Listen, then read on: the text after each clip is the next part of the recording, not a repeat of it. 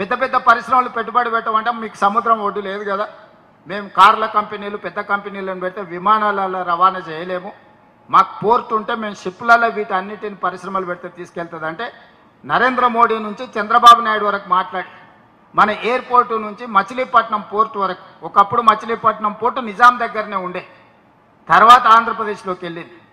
ఈరోజు మనము మచిలీపట్నం పోర్టుకు 12 లేన్ గ్రీన్ ఫీల్డ్ ఎక్స్ప్రెస్ హైవేతో పాటు బుల్లెట్ ట్రైన్తో పాటు ట్రైన్ ఫెసిలిటీ కలిపి పోర్టు కనెక్టివిటీ పెంచుతున్నాం పరిశ్రమలను ఆకర్షించడానికి.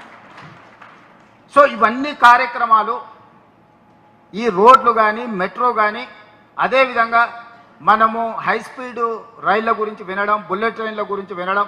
జపాన్లో జనాలు బుల్లెట్ ట్రైన్లలో తిరుగుతారని మనం విన్నాం.